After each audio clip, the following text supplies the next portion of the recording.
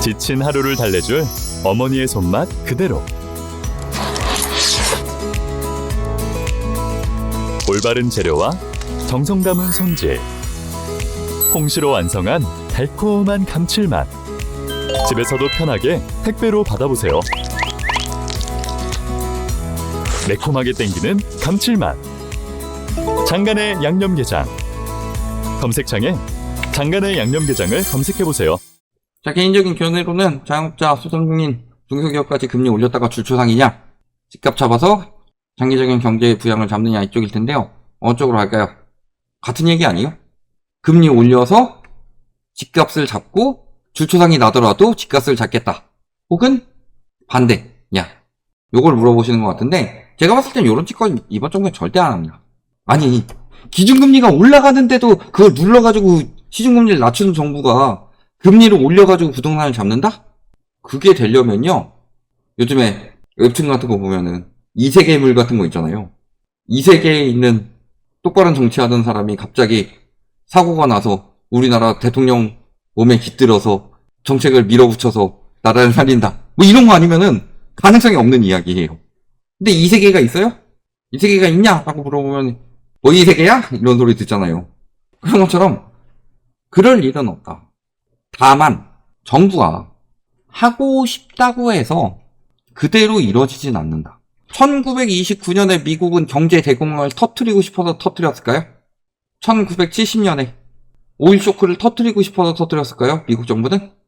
이거는 뭐 전 세계 정부도 마찬가지죠.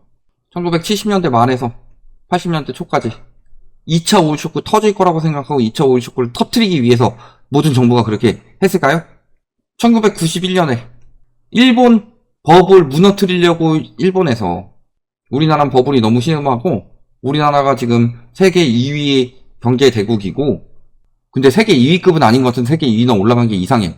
우리나라 땅값이 너무 비싸가지고 일본 땅 다 팔아서 미국 땅 다 사고도 남는다는데 땅값이 이상해서 터뜨려야 되겠어 라고 생각해서 터뜨렸을까요? 1990년대 말 닷컴 버블 마찬가지죠? 97년도에 우리나라뿐만이 아니라 94년도 멕시코를 거쳐서 95년도 아르헨티나를 거쳐서 96년도 동남아를 거쳐서 97년도 동아시아 찍고 98년도에 러시아까지 간 동아시아 외환위기는 터뜨리고 싶어서 터뜨렸냐?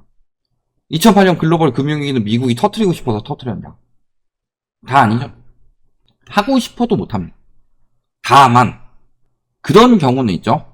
예를 들어서 오늘 터질 거 키워서 내일 터지도록 만들 수는 있다. 다만 이것도 키우다 보면은 한계의 점이 있다는 거죠. 그래서 보통은 오늘 터질 거면 오늘 터뜨리지 키워서 내일 터뜨리진 않아요. 근데 우리나라는 그 일이 실제로 일어났습니다. 23년, 24년에 했던 한국 부동산 정책을 봐봐라. 이 모든 부동산 정책은요, 문재인 정부 욕하듯이 집값 부양을 막는 정책이었냐? 전혀 아니었죠. 혹은 가계 부채로 인해서 내수시장이 침체되는데 가계 부채라도 막는 정책이었냐? 아니죠.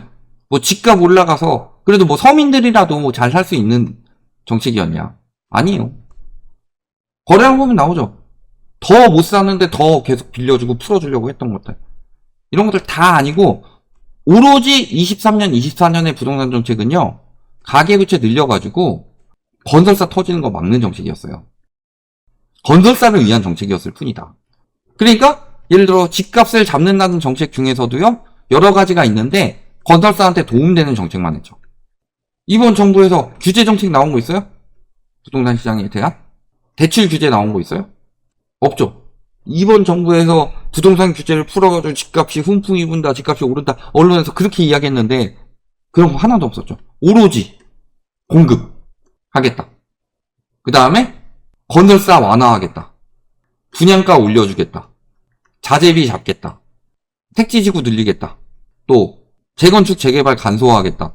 재건축 재개발 사업성 떨어지니까 용적률을 올려주겠다. 층수 제한 풀어주겠다. 다 이런 대책이었어요.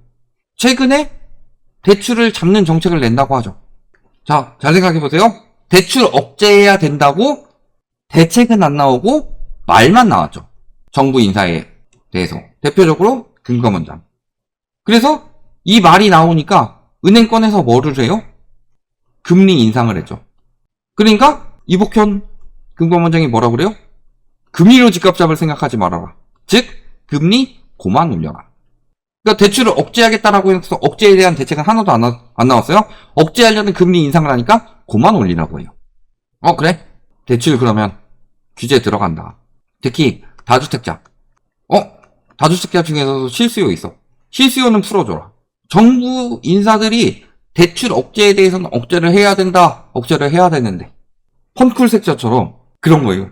대출을 억제하는 방법이 뭐가 있을까요? 대출을 억제하는 방법은 은행권에서 알아서 대출을 억제하는 방법이 있습니다. 은행권에서 대출을 알아서 억제하는 방법은 어떻게 될까요? 사람들이 돈을 안 빌리도록 하는 것이 은행에서 대출을 안 해주는 방법입니다. 뭐 이런 식으로 계속 똑같은 얘기만 돌았어요. 대책 하나도 안 나오다가 은행권에서 마지못해 대책을 내니까 다 반대만 하고 있어. 너무 많이 했다. 너무 심하다. 그만해라. 그나마 이번에 김병환 금융위원장이 와가지고 2단계 스트레스 DSR 강화하고 그 다음에 내년에 은행별 DSR 적용하고 그나마 이 사람 와서 한 거예요. 근데 이 사람 어떤 사람이라고 그랬어요? 구조조정 전문가예요. 우리나라의 금융권이든 기업권이든 지금 커다란 구조조정의 시기가 오고 있다. 괜히 삼성, LG, SK가 미쳤다고 지금 구조조정 먼저 선제적으로 들어가겠냐. 이런 것들 보면은 다 나오니까 그런 거 아니에요. 구조조정을 왜 해요? 경기 침체가 한 3년 갈 것 같아요. 구조조정 해요? 대기업인데? 대기업에서 가장 중요한 게 핵심인 게 남들보다 큰 돈을 주고 뽑더라도 인재를 뽑아오는 건데 구조조정 하겠어요? 3년이면 구조조정 안 할 거예요. 왜냐면 3년 잘랐다가 다시 뽑아야 되는데 자를 때 나가는 퇴직금 높여주는 거 보면은 아니죠. 그게 아니라 장기적으로 인원을 축소해가지고 소수 정예로 가는 것 지금보다 그런 시기가 도래하고 있으니까 구조조정 하는 거 아니에요. 그러니까 지금 막다 터지는 거예요. 이번 정부는 절대 디레버리징 안 하고 절대 그레이트 리셋 안 해요. 지금 현 상황만 잘 유지해가지고 다음 정부에 떠넘길 생각을 하고 있죠. 그런 형식으로 가는 거고요. 자영업자들, 소상공인, 중소기업까지 사실은 이미 금리 내려도 될 만큼 우리나라 내수시장은 작살이 나 있어요. 근데 금리를 못 내리는 이유는 다른 나라들 제대로 적용했던 바젤3가 우리나라는 적용이 안 됐기 때문에. 근데 바젤3가 왜 무서워요? 일본은 버블이요. 왜 터졌게요? 바젤1 때문에 터졌어요. 미친 심리와 미친 거품이. 그래서 글로벌 금리까지 터지고 개인들한테 소득을 넘는 미친 대출을 빌려주면 나라가 망하는구나. 금융권이 망하고 나라가 작살이 나는구나 해가지고 내놓은 게 바젤3인데 우리나라는 바젤3 할 때 바젤3 적용을 미루고 대출을 미친 듯이 늘렸던 미친 나라였으니까 지금 이 모양이 이 꼴이 된 거지. 세계적으로 DSR 해가지고 소득만큼 대출 빌려주겠다고 하는데 우리나라는 그래요? 그러면은 집주인들이 힘드니까 전세 대출 풀어가지고 전세입자와 집주인이 집값 붕괴에 대해서 같이 감당하도록 만듭시다. 2명의 사람에게 은행 유동성을 넣어줘가지고 집값이 떨어지지 않도록 부양합시다. 가계부채로. 그래도 집값이 계속 떨어져요? 그러면은 집주인들에게 돈을 더 빌려줍시다. 초이노믹스를 통해서 LTV를 더 높여줍시다. 이런 짓거리 했던 나라예요. 그러니 문제가 안 터질 수가 있나. 이런 위기에 대해서 이야기를 하면은 나라가 망하길 바란다느니 이런 이야기 하고 있어요. 경제에 대해서 기억자는 아니야. 우리나라가 지금 가계부채 때문에 내수 작살나고 출산율 작살나고 이런 것들 보면서도 느끼는 바가 없는 거예요. 왜? 정상화될 줄 몰랐으니까. 외국노들은 항상 그렇게 이야기를 해요. 암살의 한 영화에서도 그러죠. 이정재가 그 역할을 하잖아요. 몰랐으니까. 독립될 줄 몰랐으니까. 독립될 줄 몰랐으니까 나라는 망하더라도 나라도 잘 먹고 잘 살겠다. 그렇게 될 줄 몰랐으니까. 똑같은 거예요. 몰랐으니까. 그러니까 붕괴될 줄 몰랐으니까 들어가는 거죠. 나라도 잘 먹고 잘 사는 거. 거기서 이제 적극적인 사람들, 적극적인 외국노들이 있고, 예를 들어서 그 시기에 창씨 개명한 사람들이 다 외국노는 아니에요? 창씨 개명을 적극적으로 유도하고 하라고 막 협박하고 안 하면 너 큰일 난다고 막 협박하고 이런 인간들이 적극적인 외국노들이죠. 그래서 이 와중에도 집값이 더 올라간다느니 하면서 말도 안 되는 논리 들고 와가지고 이야기하고서 집값이 더 올라야 집값 떨어지면 나라 망한다느니 해가지고 이런 식으로 계속 너 창씨 개명 안 하면 너 잡혀가서 망해. 이런 거나. 너 지금 집 안 사면 벼락거지 돼서 망해. 이런 거나 뭐가 다르냐. 그러니까 지금 제가 아까 보면서 웃었던 말도 안 되는 논리도 영끌이든 뭐든 유주택자가 무주택자보다 인구수가 많은데 정치인들이 집값 잡겠냐. 그래서 집값 안 잡힌다. 말씀드리지만 무주택자는 집값이 잡히는 게 좋죠. 유주택자는 집값이 그러면 폭등하는 게 좋냐. 개소리예요. 유주택자가 중에서 1주택자는 집값 올라가면 세금 올라가죠. 그 다음에 내가 애가 2명 있어요. 집값 올라가면 이 둘이 내 집 마련하기 힘들어져요. 내 자식 세대가 엄청나게 걱정이 될 텐데. 또 갈아타기를 하려고 봤더니 내 집은 3억 올랐는데 갈아탈 집은 5억이 오르네? 갈아타기 못하고 돈을 벌어도 내 거주 환경이 나아질 수가 없는 환경이 계속 되어가고 있어요. 아무도 안 좋아요. 누구만 좋아요? 다주택자만 좋아요. 근데 유주택자도 좋은 것처럼 몰고 가는데 그 중에서 진짜 그 말에 속아가지고 태반은 유주택자들이 집값이 오르면 무조건 좋은 줄 알아요. 제가 말씀드리지만 유주택자가 집값 올라서 좋을 때, 유주택자를 자꾸 1주택자가 집값 올라서 좋을 때는요, 내가 팔 때 오르는 것밖에 없어요. 내가 보유하고 있을 때 내가 여기서 한 10년 살 건데 그러면은 한 8년 동결되다가 팔기 전에 한 2년 동안 미친 듯이 올라가지고 딱 고점 찍고 그때 파는 게 제일 좋지. 그러면은 그 1주택자들 중에서 한 50%는 오르는 게 좋고 50%는 부담되고 막 그래요. 그러면 우리나라 다주택자가 많아요? 무주택자가 많아요? 유주택자는 동률이라고 치더라도? 무주택자 압도적으로 많죠. 다주택자는 유주택자 중에서요, 한 1, 20%밖에 안 돼요. 근데 유주택자나 무주택자가 5.5대 4.5나 혹은 6대 4 정도 되는데, 압도적으로 무주택자들이 많아요. 그러니까 이번 정부 찍은 사람 딱 두 가지예요? 규제 완화해가지고 집값 올려주고 내 소득 늘려줄 사람. 이런 사람들 태반으로 뽑았는데, 그러면 집값 떨어지게 반하는 사람도 굉장히 많죠.